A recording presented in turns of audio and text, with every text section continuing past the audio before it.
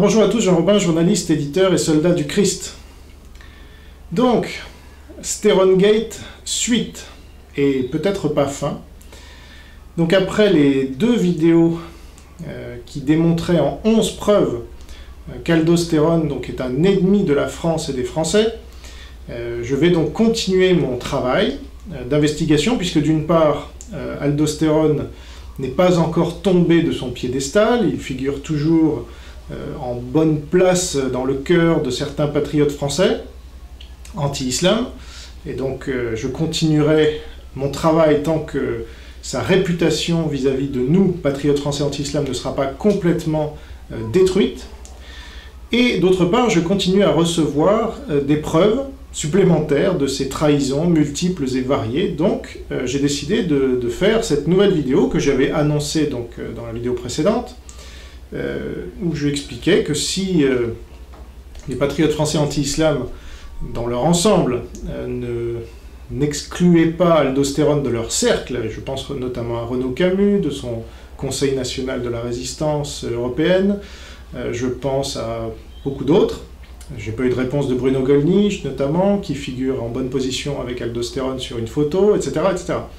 Donc, je continue, et je vous annonce le lancement d'un blog.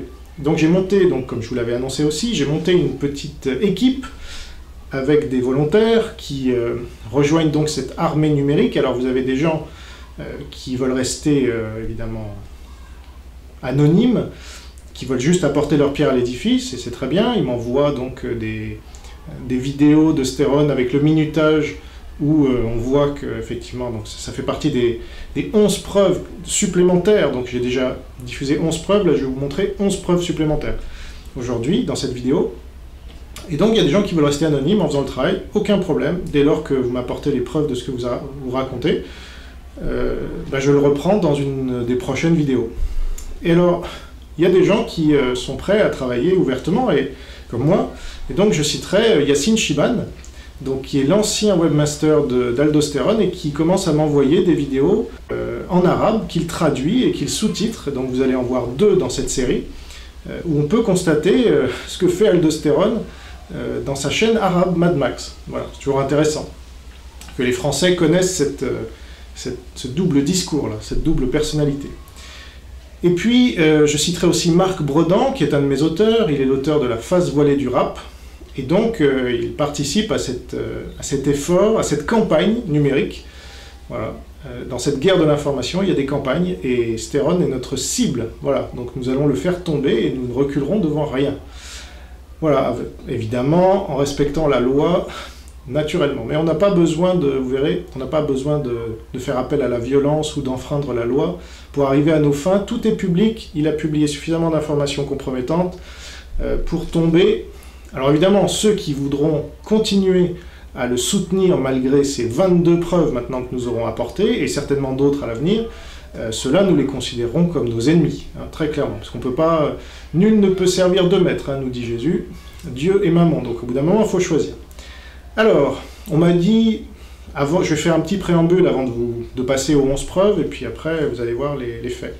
Mais je tenais quand même à dire que, pourquoi t'attaques-tu à Stérone, il est le moins mauvais, il faut s'attaquer au pire, au Caroline Forest, au Tariq Ramadan, etc. Bon, alors, il faut réaliser que les pires, selon moi, ce sont les aldostérones et les Berkoff, qui jouent sur les deux tableaux, vous comprenez? Ils veulent jouer sur le tableau du patriotisme français, ou de « moi je défends l'Occident », etc. Et puis dans le dos, ils vous plantent un couteau en disant, comme Berkoff, j'ai fait la vidéo sur lui, l'islam n'est pas agressif finalement, ou comme Stérone, vous allez voir, les musulmans ne sont pas des conquérants, voilà. Donc ça c'est le discours, le double discours, qui n'est pas du tout anti-islam, et donc il faut être net, parce que sinon, ces gens-là rentrent dans nos sphères, des patriotes anti-islam, et ils peuvent jouer sur les deux tableaux, puisqu'ils se pavanent dans les mosquées chiites, comme Stérone, ou sur les plateaux télé, comme Berkoff, et donc, ça ne passe pas. Au moins, si on pouvait faire une comparaison, c'est un peu le rôle de Mitterrand, vous voyez, pendant la Deuxième Guerre mondiale. C'est hop, je reçois la Francisque, mais je vais voir De Gaulle quand même, parce que On ne sait jamais si le vent tourne. Bon, voilà, donc c'est ces gens-là qui jouent sur les deux tableaux, qui ne sont pas clairs, et au final, leur objectif concernant Stéron, moi j'en suis convaincu maintenant, c'est de diffuser auprès des patriotes français la pensée musulmane, d'accord, en les faisant rentrer, sans qu'ils le sachent, dans une mosquée, chiite, mais mosquée quand même, et en diffusant la pensée chiite ad nauseam, sans que les patriotes français s'en rendent compte. Donc il faut apprendre l'arabe, il faut s'intéresser à toutes les conneries du sunnisme, il faut s'intéresser à toutes les conneries du chiisme aussi, enfin il faut s'intéresser à l'islam, vous comprenez? Et ça, je suis désolé, on peut un minimum s'intéresser à l'islam, mais à ce niveau d'endoctrinement et d'apprendre l'arabe, etc., ça devient une conversion, d'accord? Votre esprit est en train d'être converti malgré vous. Et comme il présente ça, c'est pas un cher. Vous voyez, c'est un peu ce que j'expliquais dans la vidéo de Tepa. C'est que si on voit un cher avec son turban, là, son copain Cyrus par exemple, qui va commencer à vous parler et à vous endoctriner, là vous allez dire non, c'est quoi ce gars qui essaye de m'endoctriner? Mais si vous avez un Stéron avec ses lunettes cool, avec son attitude cool, qui vous dit bah voilà c'est ça l'islam, attention, etc. Alors qu'en fait, il va vous présenter tout l'islam, mais c'est la forme qui va compter pour vous, et vous allez moins faire attention, et vous allez vous retrouver musulman avant que vous ne le réalisiez finalement. Donc parce qu'il vous fait rentrer dans son mode de fonctionnement et de pensée. Et vous allez voir, les théories du complot, etc., ça pullule avec lui. Donc, un des commentateurs d'une des vidéos YouTube m'a fait remarquer que j'avais été le premier à démasquer Soral, et qu'ensuite il y avait toute une ribambelle de gens qui démarrent un peu moins rapidement que moi, parce qu'ils n'ont pas la vision, et donc les Salim Laibi, les Ahmed Moualek, tout ce que vous voulez, et tous ces gens-là ont commencé à réaliser que Soral, en fait, c'était n'importe quoi. Mais il a fallu que moi je fasse le travail en premier, avant que ces gens-là s'en rendent compte. Voilà, c'est pareil avec Stéron. Aujourd'hui, c'est « Ah, Jean Robin, pourquoi condamnes-tu Aldostérone? Regarde, il dit du mal de l'islam. » Non, en fait, il en dit jamais, mais il arrive à cacher ça. Et donc, moi, je le démasque. Voilà. Et vous verrez, comme pour Soral, tout le monde se ralliera à moi, au final, qu'il soit dans mon camp ou pas, hein, mais pour voir pour réaliser que ce mec-là n'est pas sérieux et est un manipulateur de première. Donc je vous annonce un site où on va rassembler toutes ces preuves et les mettre en forme pour que ça soit très simple pour quelqu'un qui arrive sur le site, de ne pas avoir à regarder mes vidéos d'1h30 qui reprennent 11 preuves, mais preuve par preuve, voilà. Donc j'ai créé un compte YouTube exprès, j'ai mis des vidéos une par une, preuve par preuve, et comme ça vous arrivez sur le blog, vous avez toutes les preuves en une phrase, et vous pouvez cliquer dessus pour avoir la preuve de la preuve. Et comme ça, quand on arrive sur ce site, vous aurez là déjà les 22 preuves, et puis certainement plus par la suite. Donc ce site, c'est http://sterongate.wordpress.com. Voilà. C'est le site qui va permettre de rassembler toutes les preuves que Stéron est notre ennemi. Voilà. Donc il n'y aura plus besoin de vous poser des questions. Quand vous voudrez démontrer ça à des pro-stéroniens qui sont dans notre camp, ou pas, vous leur enverrez ce lien, et là, ça sera réglé. Okay, et celui qui ne veut pas voir la vérité en face, ça veut dire que c'est notre ennemi, et puis c'est tout. Voilà. Ceux qui continueront à défendre Stéron, parce que déjà dans les 11 premières preuves, que je vais vous redonner là, pour mémoire, une seule de ces preuves, si ce n'était pas Stéron, ça serait la preuve justement que c'est un ennemi de la France. Alors 11, vous imaginez. Mais donc, la première preuve, il fait venir des clandestins en Europe, des clandestins musulmans évidemment, et il les incite à rester. Deuxième preuve, il défend Tariq Ramadan dans ses histoires de viols supposés, et donc contre ses accusatrices. Troisième preuve, il accuse les détracteurs de Ménel d'être islamophobes, voilà, et donc Ménel serait victime d'islamophobie. Quatrième preuve, donc voilà, cette rhétorique on la connaît, hein, c'est la rhétorique de nos ennemis. Donc, bon. Alors quatrième preuve, le Coran n'est pas antisémite selon Sir Stéron, tiens non, et il accuse même Zemmour de faire le jeu d'Al-Qaïda en dénonçant l'antisémitisme dans le Coran. Alors preuve numéro 5, il fait passer ses frères musulmans avant les autres, et il le dit très clairement. Marocains, Algériens, Iraniens, donc voilà, vraiment arabo-musulmans et même perses. Sixième preuve, il se pavane dans une mosquée chiite avec un cheikh qui boit ses paroles, donc ça c'est drôle quand même, et il dit tout ça devant la profession de foi musulmane, qu'on retrouve notamment sur le drapeau de Daesh. Septième preuve, il dit pratiquer le ramadan coraniquement parlant, voilà, donc il ne dénonce pas les 5 piliers de l'islam, il les pratique. Huitième preuve, alors là carrément il avoue soutenir le chiisme et les chiites, voilà. Neuvième preuve, il contribue à islamiser l'Angleterre, d'accord, lui-même déjà par sa présence, et en participant avec ses copains chiites là, de cette mosquée à islamiser l'Angleterre.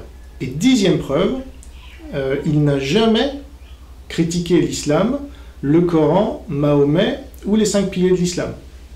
Quand même gênant pour quelqu'un qui se dit islamo-critique.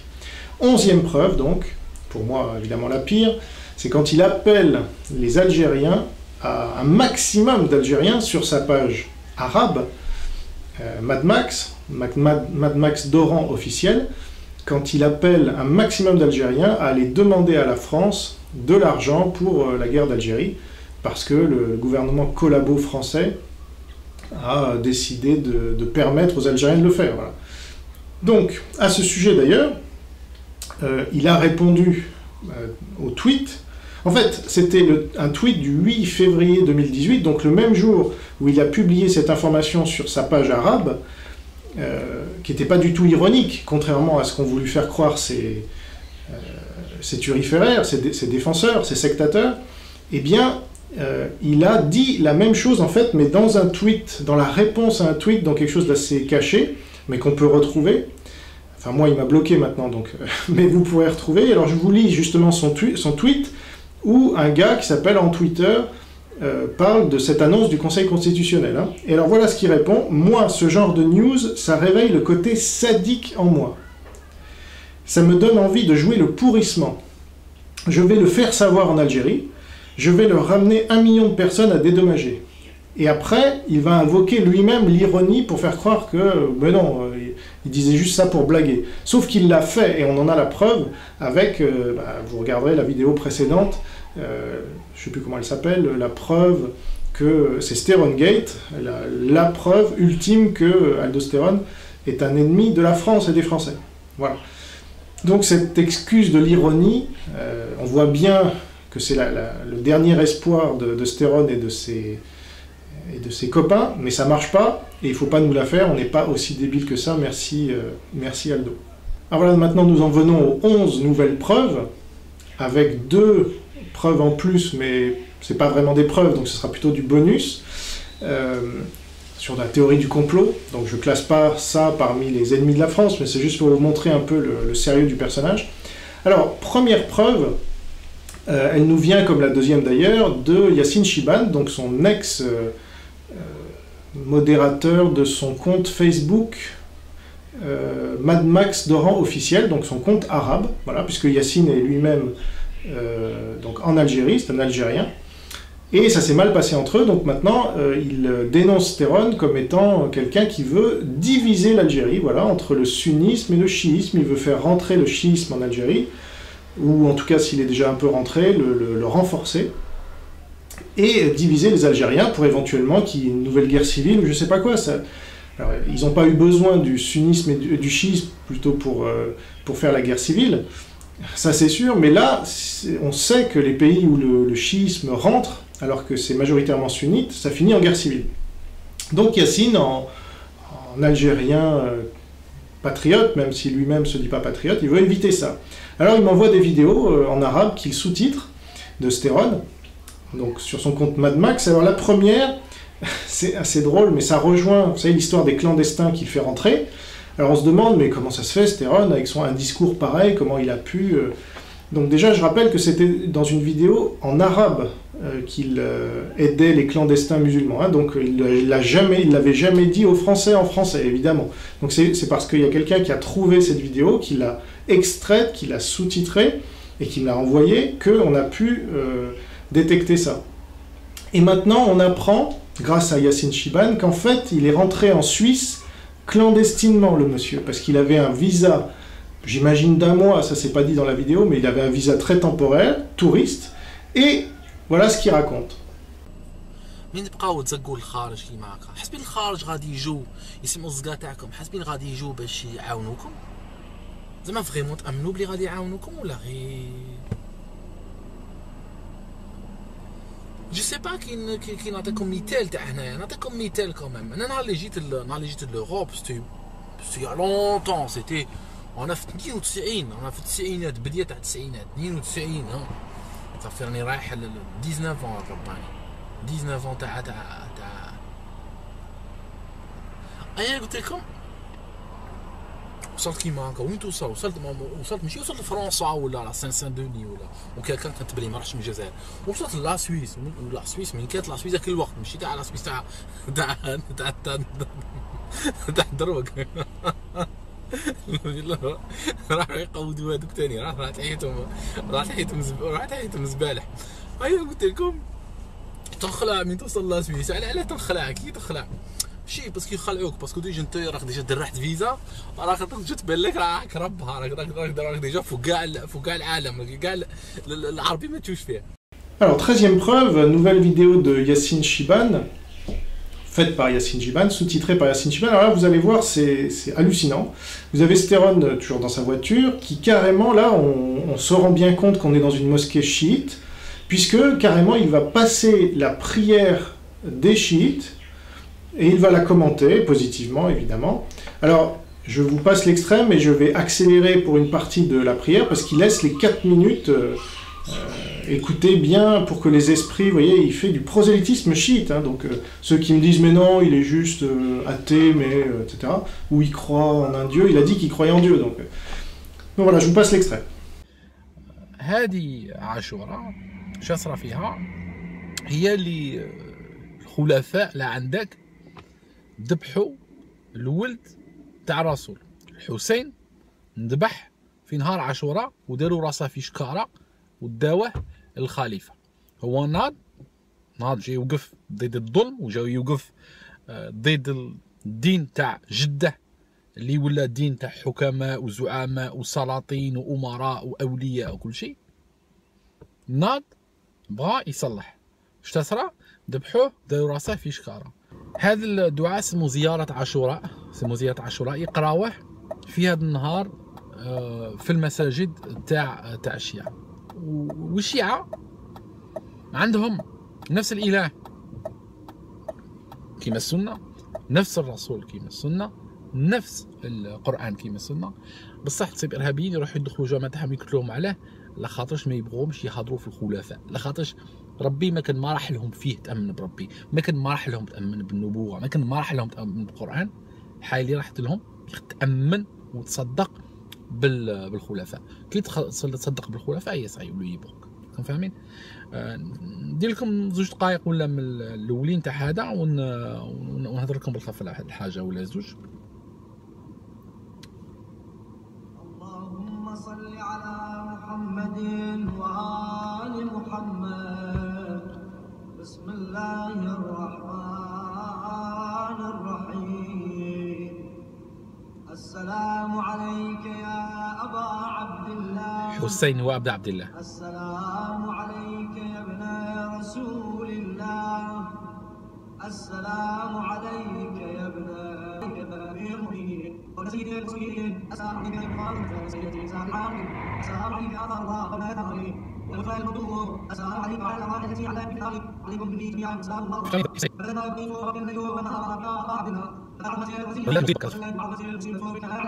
وعلى الذين اهل الاسلام وجل دعوه يصيب كلمه السماوات على في اهل السماوات فعلى اللهم تنسون من قول عليكم اهل البيت وعلى اللهم تنفعكم عطائكم وذلكم عطائكم التي انتم الله فيها وعلى اللهم تنفعكم وعلى اللهم تهديكم تنفيذ مثالكم ويكون الله وليكم منهم من اشياعهم واتباعهم وبآله يا الله عبد الله اني سمو لا ينسالكم وقل لا اله هذا الدعاء يقراوه تشوف فيه النيف تاع هاد الناس تشوف فيه النيف لخاطرش يتبرؤوا من الناس اللي قتلوا حسين يتبرؤوا من الناس اللي عاونوهم باش يقتلوا الحسين، ويتبرؤوا من الاولياء تاعهم والتابعين تاعهم والشيعه تاعهم.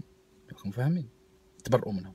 فاهم؟ ضياء كي تسمع هاد الدعاء من بعد يشكروا ربي اللي عطاهم البراءه، اللي رزقهم بالبراءه من الاعداء تاع الحسين. هذه اولا. ثانيا يلعنوا، فيها لعن صريح للناس اللي تورطوا في القتل تاع الحسين، واللي حاربوا الحسين، واللي ذبحوا الحسين، واللي سباوا النساء اللي كانوا مع الحسين وكل شيء كيما شمر ديال الجوشن. فيها لعن صريح. اللعن ما هو اللعن؟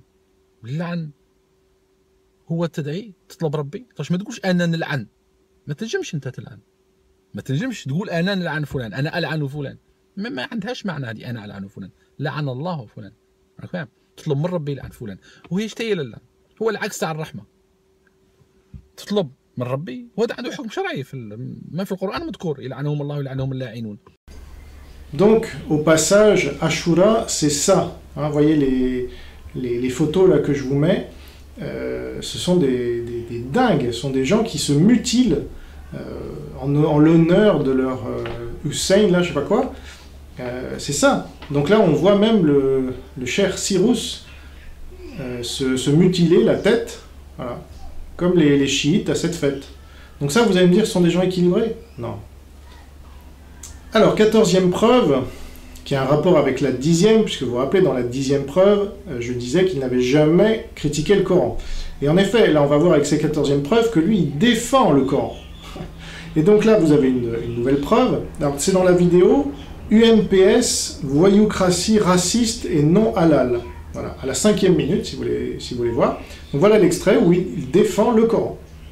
Donc, ce système, je ne peux pas le soutenir. Je ne peux pas soutenir un système qui soutient que l'homme peut se marier à l'homme et qu'on peut numéroter les enfants, qu'on peut numéroter les parents. Moi, je sais que dans le Coran, il est écrit « Le Coran dit « On vous a créé comme mâle et femelle ». Et donc, c'est la seule option que j'ai. Je ne connais pas une autre. Il y a le mâle, il y a la femelle. Je ne connais aucune autre. Le Coran n'a pas dit « On vous a créé comme mâle et femelle et trans et machin ». Je ne connais pas ça. Donc, en tant que personne appartenant à la nation arabo-musulmane, je ne peux pas soutenir sans gêne et sans honte des gens pareils. Alors 15e preuve, cette fois, c'est carrément Aldostérone défend l'Arabie Saoudite, voilà.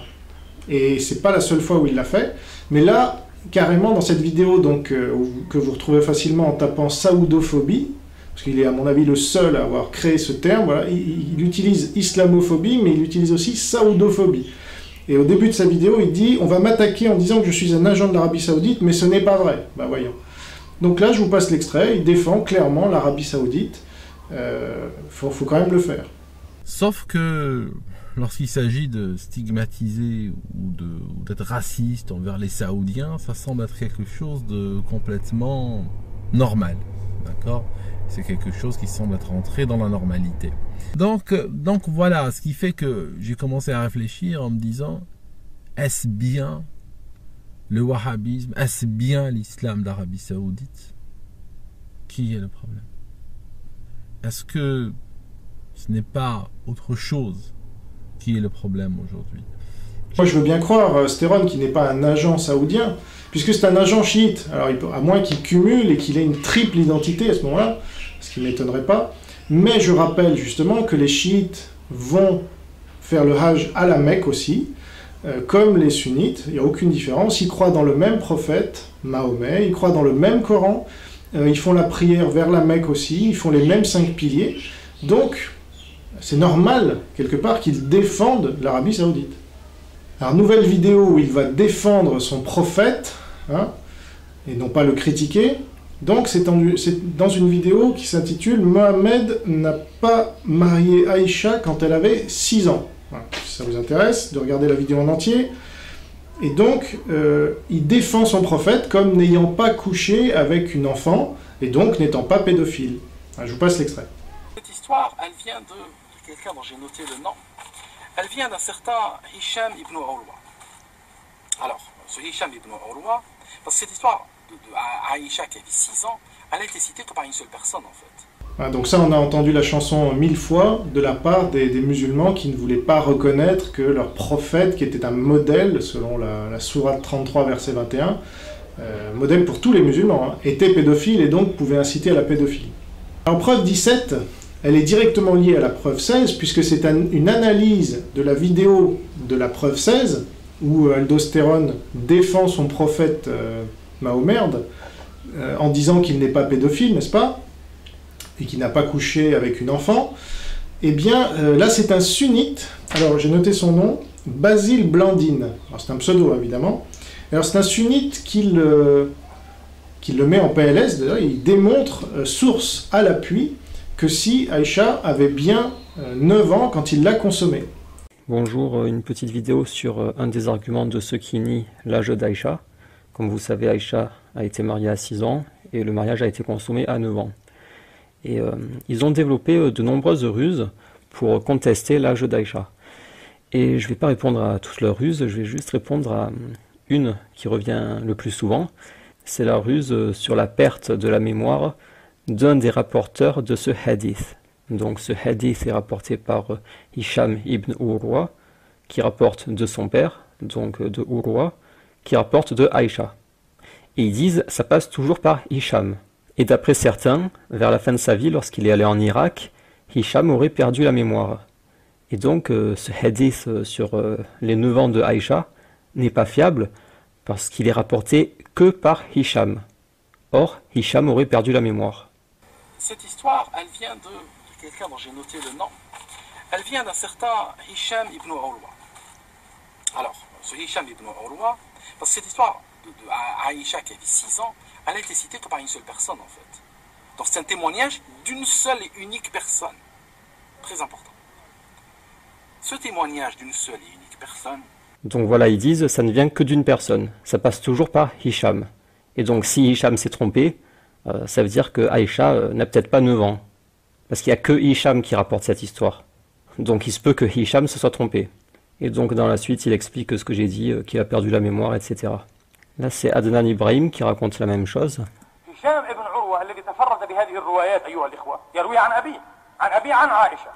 Hisham ibn Urwa, le seul qui rapporte ces hadiths de Aïcha. Il les rapporte de son père, de Aïcha. Donc il dit comme Aldostérone, et comme beaucoup d'autres, que Hisham, c'est le seul qui rapporte cette histoire des 9 ans. Et il aurait perdu la mémoire. Donc je vais dans Sahih Muslim, numéro 1422, qui rapporte de Aïcha. C'est Urwa, donc le père de Hisham, et qui rapporte de Urwa, Zuri. C'est pas Hisham. Il n'y a pas de Hisham. Dans cette chaîne de transmission, numéro 1422 dans Sahih Muslim, il n'y a pas Hisham. Donc quand ils disent que Hisham, c'est le seul qui rapporte ce hadith, ils mentent. C'est pas vrai. Dans Sahih Muslim, il y a une chaîne de transmission dans laquelle il n'y a pas Hisham, il y a Zuri. An-Nasa'i, numéro 3379, qui rapporte de Aïcha, Abu Salama ibn Abdurrahman. C'est même pas Urwa. Il n'y a ni Hisham ni son père. C'est Abu Salama qui rapporte de Aïcha. Donc c'est quoi ces histoires comme quoi ça vient que de Hisham? An-Nasa'i, numéro 3257, qui rapporte de Aïcha, Abu Ubaïda. Encore un autre rapporteur. Et dans d'autres livres moins connus, auxquels je n'ai pas accès, il y a encore d'autres chaînes de transmission. Il y a Al-Qasim ibn Muhammad qui rapporte de Aïcha, il y a aussi Ibn Abi Malik qui rapporte de Aïcha, et il y en a d'autres. Donc c'est quoi ces histoires? C'est quoi ces histoires comme quoi Hisham serait le seul qui rapporte ce hadith? Aïcha qui avait 6 ans, elle a été citée que par une seule personne en fait. Donc c'est un témoignage d'une seule et unique personne. Donc voilà, il y a des gens comme ça qui se filment, qui viennent à vous et qui vous disent regardez, écoutez-moi, j'ai des choses intéressantes à vous dire, je vous dis la vérité, faites-moi confiance. Mais c'est des menteurs. C'est des menteurs, ils sont juste là pour défendre leurs intérêts. C'est toujours une histoire d'intérêt, que pour défendre leurs intérêts ou leurs passions. Donc voilà, c'était juste pour répondre à cet argument de Hisham, mais ça ne changera rien puisqu'ils vont passer aux autres ruses. Ils ont tout un tas de ruses sur les dates de naissance de Fatima, de Asma, ils ont fait des calculs. Bon alors ils vous disent, regardez, Aïcha a participé à la bataille de Uhud. C'est pas vrai, elle n'a pas combattu Aïcha. Mais bon, ils vous disent, regardez, elle a combattu à la bataille de Uhud. Or, le prophète a refusé que Ibn Umar participe à une bataille parce qu'il était trop jeune, il avait 14 ans, donc Aïcha avait forcément au moins 15 ans, et donc elle ne peut pas avoir 9 ans. Bon, ils font des calculs comme ça, des calculs bidons pour vous dire à la fin, voilà, Aïcha n'avait pas 9 ans, et chacun il va de sa petite théorie. Sauf qu'ils se contredisent tous les uns les autres. Un il va vous dire elle a 18 ans, l'autre elle a 20 ans, l'autre elle a 21 ans. Ils se contredisent tous les uns les autres. Alors que la vérité, il suffit de la demander à la personne concernée. Parce que le pire, c'est qu'on a son témoignage à la personne concernée. Il n'y a pas besoin de faire des calculs. Son témoignage, il est là. C'est Aïcha qui parle. Elle dit « Le messager d'Allah m'a épousé lorsque j'avais 7 ans ou 6 ans. La version la plus répandue, c'est 6 ans, mais il y a aussi une version avec 7 ans. On pourrait dire qu'elle avait entre 6 ans et 7 ans, peut-être 6 ans et demi. Et il a consommé le mariage lorsque j'avais 9 ans. Ou peut-être 9 ans et demi, si vous voulez 10 ans. Donc voilà, il est là le témoignage. Pas besoin de faire des calculs foireux. Pas besoin de toutes vos théories, là. On s'en fout de vos théories. Hicham a perdu la mémoire, mais on s'en fout. Il est là le témoignage. Il m'a épousé lorsque j'avais 6 ou 7 ans, et il a consommé le mariage lorsque j'avais 9 ans. Et c'est rapporté par de multiples chaînes de transmission. Ça passe pas que par Hicham, bande de menteurs. Donc c'est dans une vidéo qui s'intitule « Hicham a perdu la mémoire, donc Aïcha n'avait pas 9 ans, enfin la preuve qu'on attendait, ouf ». Donc là, il se fout de la gueule de Stéron. Alors, 18e preuve, c'est à nouveau une vidéo de ce sunnite, donc Basile Blandine, comme dans la preuve 17 et dans la preuve 19. Et là, ce sunnite, on a eu un peu marre que Stéron raconte n'importe quoi sur justement la bataille des tranchées. Donc vous savez, les soi-disant les patriotes anti-islam qui sont pro-Stéron me disent « mais si, il nous apprend beaucoup de choses sur l'islam, et c'est important, etc. » La preuve que non. Là, vous avez la démonstration par A plus B qu'il raconte n'importe quoi et que vous vous faites avoir parce que vous n'avez pas l'accès aux sources.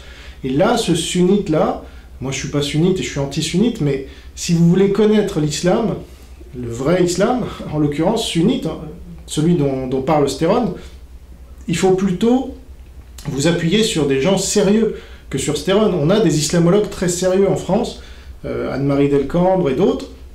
Donc lisez leurs livres, parce que là vous allez voir qu'avec Stéron, il vous raconte n'importe quoi. Et pour aller plus vite, je vous ai pris des notes, donc je vous ai résumé son discours. Il commence par dire « Les Arabes aimaient bien exagérer ». Par exemple, il y a juste un mort, après c'est 10 morts, et à la fin ça finit par « on les a tous exterminés ». Donc il dit « Les Arabes aimaient bien exagérer », ils aimaient beaucoup la guerre, ils aimaient exagérer. Après il dit « J'ai pris un cas particulier, la bataille des tranchées ». Alors là, il y a déjà un premier problème, c'est que la bataille de la tranchée contredit justement ce qu'il dit juste avant. Parce qu'il n'y a presque pas eu de morts durant la bataille de la tranchée. Ils étaient 10 000, il n'y a eu qu'une dizaine de morts. Donc s'ils aiment bien exagérer, ce n'est certainement pas durant la bataille de la tranchée. D'autant plus qu'il n'y a rien d'héroïque dans cette bataille, puisque les musulmans se sont cachés derrière une tranchée. Donc ce n'est pas une stratégie héroïque. Donc s'ils voulaient inventer une légende pour dire on est les plus forts, on les a exterminés, il ne dirait pas on s'est caché derrière une tranchée, on n'en a tué que 10. Ensuite, il va calculer la quantité de terre qui a dû être retirée pour creuser la tranchée. Donc il a supposé que Médine faisait 1 km de rayon. Il dit c'est très très très minimaliste. Et il le prouve sur la carte que c'est très minimaliste. Je suis extrêmement gentil. Donc là, il nous prouve sa bonne foi. Parce qu'il est très très minimaliste, il est très gentil, il prend juste 1 km de rayon. Ensuite, il explique que c'est pas de la terre, c'est du basalte, donc c'est très compact, très dur.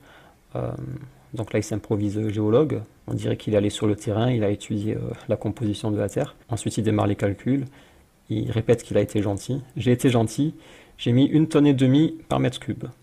Donc là il devient physicien. Mais tout ça fait partie du tour de magie, c'est pour impressionner. On se dit waouh, il est très précis, il connaît la masse volumique, il a fait des calculs scientifiques. Et donc il arrive à la fin de son calcul à 26 tonnes de terre qui a été retirée par minute. Donc là, c'est un fin mathématicien. 26 tonnes à la minute. C'est assez dingue ça, n'est-ce pas? Effectivement, 26 tonnes à la minute, là on se dit, ok, il y a un problème. S'ils ont retiré 26 tonnes à la minute, donc là on commence à avoir des doutes. On se dit, mais c'est pas possible, 26 tonnes à la minute, c'est pas possible. Il continue, il dit, c'est dingue.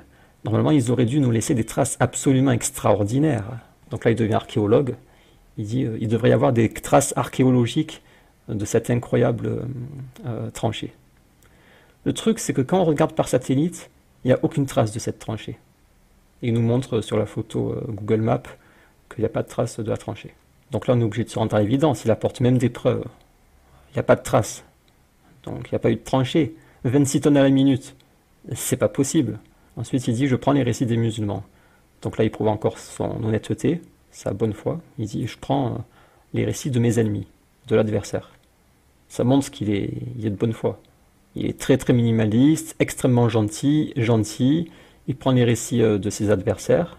Donc là, on voit qu'il est de bonne foi, qu'il s'y connaît, géologue, physicien, archéologue, mathématicien, preuve par photo satellite. C'est du travail très sérieux tout ça. Ensuite, il dit, le corps expéditionnaire est incapable de combler un morceau de la tranchée. Il n'a même pas tenté de la combler. Mais c'est vrai que là, ça commence à être louche. Ils étaient 10 000, ils ont même pas tenté de combler un morceau de la tranchée. Ils n'ont même pas tenté, ils sont restés plantés là, ils n'ont même pas essayé de passer. Donc là, on se dit, il y a un problème dans cette histoire. Aucune trace, 26 tonnes à la minute, ils n'ont même pas tenté de passer. 50 ans plus tard, 1000 femmes se font violer à Médine. Elle était où la tranchée? Donc là, il parle de l'attaque de Médine. 50 ans plus tard, il n'y avait plus de tranchée puisque Médine a été attaquée. Ça confirme qu'il n'y avait pas de tranchée. La tranchée n'existe pas, vous voyez ce que je veux dire? Vous voyez, c'est très scientifique. Oui, on voit, c'est très très scientifique, très convaincant. On parle juste de faits. Et les faits démentent complètement l'existence de cette histoire.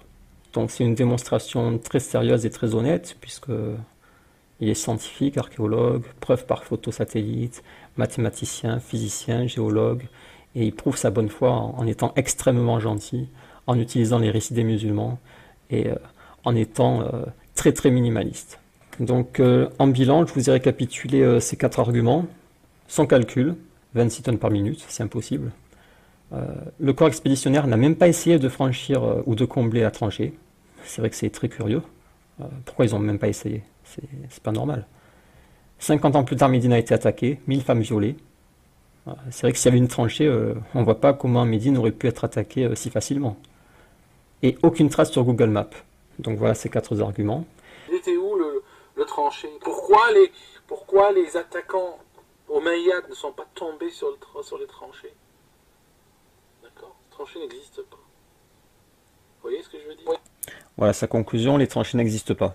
Voilà, c'est simple avec Aldo. Hop, tour de magie, ça disparaît. Voilà. La tranchée n'existe pas. Parce que les Omeyyades ont attaqué, ils n'ont pas été bloqués par la tranchée. Sauf que s'ils ont été bloqués par la tranchée, et c'est pour ça qu'ils sont passés à l'est. Et même s'ils avaient combattu à la tranchée, ils auraient très bien pu gagner la bataille. Ils étaient 10 fois plus nombreux. Ils étaient au courant qu'il y avait une tranchée, donc ils auraient pu préparer des stratégies. Oui, c'est très scientifique, on est très loin de la religion, on est très loin des dogmes des uns et des autres, de oui, t'as insulté ma religion et tout. On est juste en train de parler de faits, et les faits démentent complètement l'existence de cette histoire. Les faits démentent complètement l'existence de cette histoire. C'est quoi les faits? Il n'y a pas de faits. Les faits, c'est non pas 26 tonnes par minute, mais 3 pelles par minute, 4 pelles, 5 pelles, 6 pelles, si vous voulez, peu importe. Que le corps expéditionnaire n'a fait que harceler les musulmans et essayer de franchir la tranchée. Que l'attaque de Médine par les Omeyyades, c'était à l'est, et le rapport de force était différent, et ça a été difficile. Aucune trace sur Google Maps. En 1400 ans, ça se rebouche. Déjà en 50 ans, ça avait commencé à être rebouché. Alors en 1400 ans, sans compter que aujourd'hui, il y a une ville maintenant par-dessus. Il y a du béton partout. Donc c'est normal qu'il n'y ait aucune trace sur Google Maps. Donc c'est quoi les faits? Il n'y a pas de faits. Il dit les faits démontent totalement cette histoire. Il n'y a pas de faits. Donc voilà, c'est le tour de magie de ce prestidigitateur, ou si vous préférez ce charlatan. Et après, il ose vous appeler mes amis. Voilà, prince au premier degré. C'est enseigné comme des réalités historiques, ça, dans nos écoles. Hein. C'est dingue, c'est dingue. Enfin, je vous laisse mes amis, et puis je reviens un autre jour. Je vous laisse mes amis. Voilà. Voilà la conception de l'amitié pour Aldostérone. Tout le long, il vous a mené en bateau, il vous a manipulé, il vous a trompé, et à la fin, je vous laisse mes amis. Donc voilà, je vous ai encore apporté la preuve de sa malhonnêteté. Après, ça ne veut pas dire que tout ce qu'il dit est faux. Il peut dire des choses vraies, des choses intéressantes, mais la malhonnêteté et la manipulation étant des traits de son caractère, on ne peut pas écouter ses vidéos. Même s'il y a des choses intéressantes et vraies, on ne peut pas les écouter parce que c'est une personne malhonnête. Et donc on ne peut pas savoir lorsqu'il parle, s'il parle avec sincérité ou s'il est dans ses manipulations. Voilà, au revoir. 19e preuve, nouvelle preuve apportée par ce sunnite Basile Blandine. J'ai discuté avec lui d'ailleurs, c'est une horreur. Lui, il justifie le totalitarisme musulman en disant si tu connais une meilleure manière qu'il n'y ait plus d'alcool, de tabac et que les femmes se couvrent et qu'il n'y ait plus d'avortement, dis-le-moi. Donc il justifie qu'on tape les femmes, etc. Donc moi, je ne cautionne pas du tout ce gars-là. Mais ça vous montre d'ailleurs des gens soi-disant posés, comme il le fait dans sa vidéo contre Stéron, c'est très factuel, donc ça me va. Mais je cautionne pas du tout ce gars-là, jamais. En petite parenthèse. Donc là, il va démontrer que Stéron raconte une fois de plus n'importe quoi sur l'histoire de téter les seins. Voilà. Pour ceux qui n'avaient pas vu ma vidéo, c'est à propos de l'allaitement de l'adulte. Comme vous le savez, si un homme a été allaité lorsqu'il était bébé par une femme, alors cette femme lui est illicite. C'est-à-dire que c'est comme si elle faisait partie de sa famille. Et elle peut donc par exemple se dévoiler en sa présence. C'est une règle qui s'applique pour l'allaitement du bébé jusqu'à 2 ans, et au-delà de 2 ans, l'allaitement n'a plus d'effet sur les liens entre les personnes. Mais on a un cas particulier dans un hadith, c'est une musulmane qui a adopté un enfant, Salim, donc il vit chez elle, c'est comme son fils, et lorsqu'il atteint l'adolescence, il commence à être adulte, il y a son mari qui commence à être jaloux. Parce que voilà, il commence à être adulte, il commence à comprendre ce qu'est une femme, et comme il a été adopté, c'est pas son vrai fils, et donc sa mère adoptive ne lui est pas illicite. Et donc vous comprenez que ça peut poser un problème. Donc elle en a parlé au prophète et il lui a dit de donner du lait 5 fois à son fils adoptif afin qu'il lui soit illicite, afin qu'il y ait un lien par le lait. Donc cette histoire est considérée comme un cas particulier, parce qu'on sait qu'au-delà de 2 ans, il n'y a plus de lien de parenté par le lait. Mais Aïcha, elle, ne l'a pas interprété comme un cas particulier, mais comme un cas général. Et donc, lorsqu'elle voulait faire venir des hommes chez elle, pour qu'ils lui soient illicites, elle utilisait l'allaitement, pour créer un lien familial par le lait. Et comme Aïcha n'avait pas de lait, elle demandait à sa sœur de donner du lait aux hommes. Ainsi, ils pouvaient devenir ses neveux par l'allaitement. Donc ça, c'est l'interprétation de Aïcha, qui est certainement fausse, parce qu'elle est contredite par d'autres narrations. Donc elle demandait à sa sœur Kulthum et à ses nièces de donner du lait aux hommes qu'elle voulait faire venir chez elle. Mais les autres femmes du prophète refusaient de laisser quiconque venir les voir par l'allaitement. Parce que pour elles, c'était seulement un cas particulier pour Salim. Ce n'était pas une règle générale. La règle générale, c'est que l'allaitement, c'est jusqu'à 2 ans. Et c'est l'avis des 4 écoles. Donc c'est uniquement l'interprétation de Aïcha, et elle a été suivie par l'école Zahirite, mais pas par les 4 écoles. Et maintenant, écoutons comment Aldostéron lit cette histoire. C'est exactement le même texte, c'est le même livre. Aïcha le faisait, et qu'elle faisait téter les hommes qui voulaient rentrer chez elle. Non, Aïcha ne les faisait pas téter, elle demandait à sa sœur. Et elle demandait à sa sœur Kulthum de le faire, et elle demandait à d'autres femmes du prophète de le faire. D'accord. C'était un classique à l'époque. D'accord. C'était un classique. Donc là, vous avez vu sa manipulation. Au lieu de lire ce qu'il a écrit, qu'elle demandait à sa sœur et à ses nièces de le faire, mais que les autres femmes du prophète refusaient. C'est ici. Les autres femmes du prophète refusaient. Mais pour faire croire que c'est une pratique islamique courante, il dit c'est un classique. Et donc au lieu de dire les autres femmes du prophète refusaient de le faire, il ne pouvait pas le dire parce que ça cassait sa théorie comme quoi c'est un classique à l'époque. Il a remplacé ça par elle demandait aux autres femmes du prophète de le faire. Donc on a l'impression que tout le monde le faisait. Et après il se rend compte qu'il ne peut pas lire la suite et il s'arrête net. Et elle demandait à sa sœur Kulthum de le faire, et elle demandait à d'autres femmes du prophète de le faire. Là il s'arrête. Il ne peut plus continuer. C'était un classique. Voilà, donc ça c'est un exemple de sa malhonnêteté. Alors 20e preuve, qui rejoint la preuve numéro sur la saoudophobie, la preuve numéro 15. Alors là il va carrément dire, je cite, que l'Iran et l'Arabie Saoudite respectent plus la critique de l'islam que la France. Donc là, on se demande vraiment ce qui a pris Stéron, ou plutôt on comprend mieux qui est Aldostéron quand on entend ça. Je vois, je regarde en ligne des chaînes des fois iraniennes ou des chaînes saoudiennes, égyptiennes. Je peux vous dire un truc très simple. Il y a des prédicateurs saoudiens, par exemple, qui tiennent des propos sur des chaînes saoudiennes pour lesquelles ils se seraient fait virer du plateau Manu Militari d'une chaîne française. Aussi simple que cela. Il y a des journalistes égyptiens, des fois ils sont même, leurs vidéos tournent sur Facebook, elles sont traduites en français ou en anglais ou autre, et je peux vous dire, ils auraient été littéralement en justice ou en prison dans un pays comme la France pour les propos qu'ils ont tenus en Égypte. C'est-à-dire que moi, aujourd'hui, j'en arrive à préférer un pays comme l'Iran, comme l'Arabie Saoudite, un pays comme la France. Parce que je préfère une Arabie Saoudite ou un Iran qui nous donne de bonnes nouvelles au fur et à mesure que le temps passe, où on voit année après année, ou mois après mois, même ces derniers temps, parce que les changements s'accélèrent, où on voit une véritable ouverture, pas à pas bien sûr, mais une véritable ouverture, et on sent que le temps joue pour eux. Et il n'y a rien de mieux que lorsque le temps est dans ton camp. Qu'à des pays comme la France, qui chaque année s'enfoncent de plus en plus dans l'obscurantisme. J'aimerais bien qu'ils nous disent où est le Éric Zemmour saoudien, où est le Ivan Rioufol saoudien, et même la Caroline Fourest, l'équivalent saoudienne ou iranienne, ou même le aldostérone, parce que le peu qui va critiquer l'islam, c'est en l'occurrence l'islam sunnite, eh bien c'est impossible de tenir ce discours en Arabie Saoudite, évidemment. En 21e preuve, énième stupidité d'aldostérone qui démontre bien que c'est un clown, et donc il ne faut surtout pas faire confiance à ce type-là. Donc c'est dans la vidéo « La domination idéologique de l'islamisme » où il va oser dire, je cite, « Les peuples arabo-musulmans ne sont pas des peuples conquérants ». Ben voyons, c'est parti. Premièrement, les arabo-musulmans ne sont pas venus en conquête de l'Europe. Dans l'histoire moderne, ils ne sont pas des conquérants. Donc vous voyez, ça c'est quand même grave, cette manipulation de vous faire passer vos ennemis comme de 12 agneaux en fait soumis, de gens qui...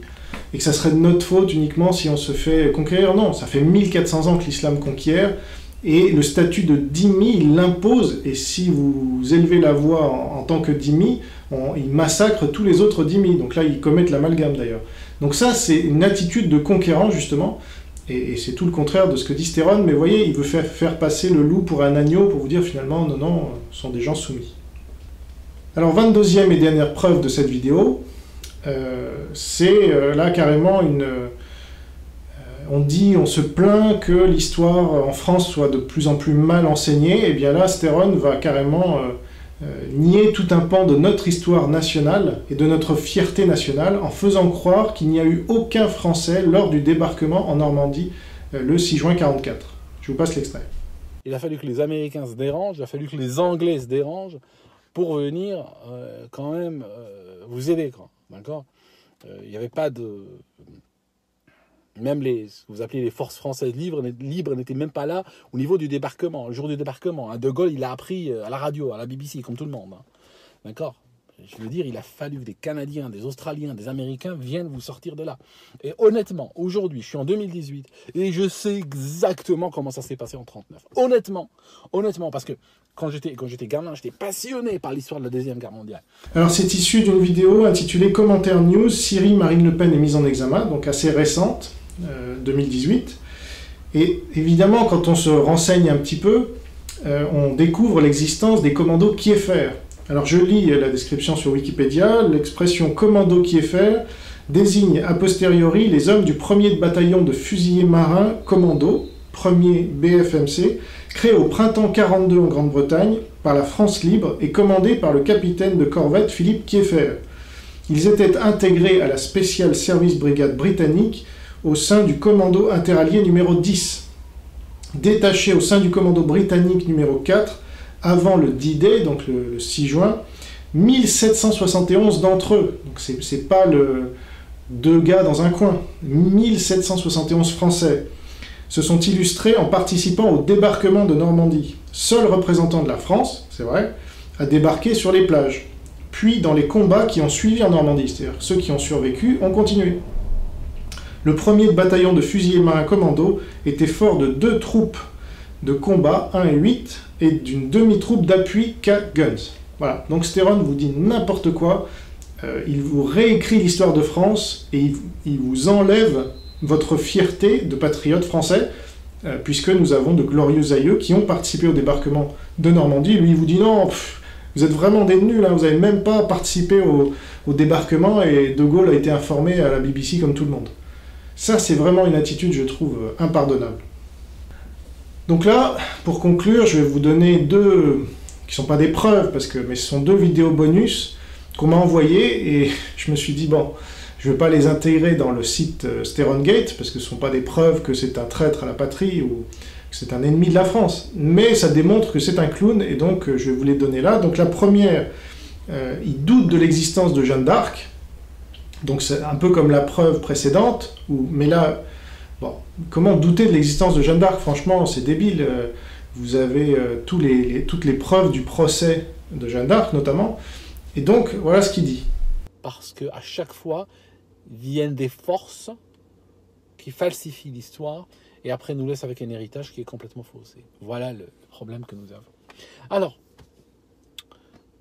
Jeanne d'Arc est une personne blanche, a priori, pour tenter qu'elle ait existé. Donc ça, c'est dans la vidéo « Polémique Jeanne d'Arc, réécriture de l'histoire ».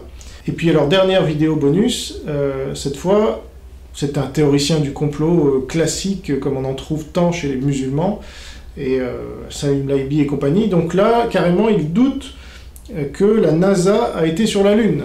Voilà, je vous passe la... Après, tu peux avoir des mensonges, on va dire 3 étoiles, enfin entre 2 et 3. Par exemple, je l'ai déjà écrit un certain nombre de fois sur mon site, je ne crois pas une seconde que dans les années 60, la NASA a été sur la Lune. Oh, je sais qu'il y en a qui font boum. Mais bon, je vous ai dit que c'était entre 2 et 3 étoiles. Donc ça signifie que c'est un mensonge. La première fois qu'on te révèle que c'est un mensonge, ça te choque un petit peu. C'est normal.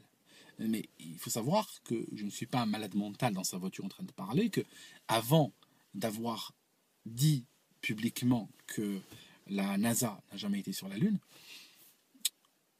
j'ai quand même fait mon homework. Ça signifie que j'ai passé 2 ans ou 3 ans à lire toute la documentation, non seulement de la NASA, mais aussi des gens qui réfutaient les théories de la NASA, de comparer des comptes rendus scientifiques et techniques avant d'en arriver à ma conclusion. Donc donne-moi moi le bénéfice du doute. Alors c'est tiré de la vidéo « Introduction à la théorie du complot ». Merci Aldo pour ton introduction, en effet. Et ça tient pas une seconde, je vais vous dire pourquoi, en un seul argument. C'est que si ça avait été un complot, vous croyez que les Russes auraient laissé passer ça? Non mais franchement, les Russes c'est quand même autre chose que aldostérone dans sa voiture de merde là.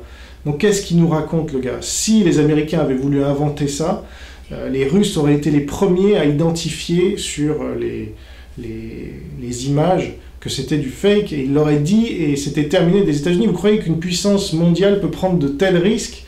Enfin, c'est n'importe quoi. Mais voilà votre clown, à quoi il croit. Dur comme fer, en plus, il s'est vraiment penché sur la question, donc il faut le croire. Voilà, merci pour avoir regardé cette vidéo, et à bientôt pour une prochaine. Et continuez de m'envoyer des vidéos sur Steron, avec le minutage à chaque fois, et on va y arriver les gars, vous allez voir.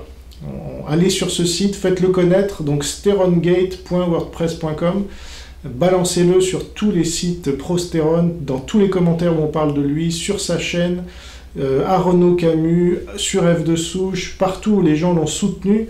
Il faut qu'il tombe ce gars-là et il faut qu'on le démasque. Donc là, maintenant, vous avez 22 preuves à votre disposition. Allez-y.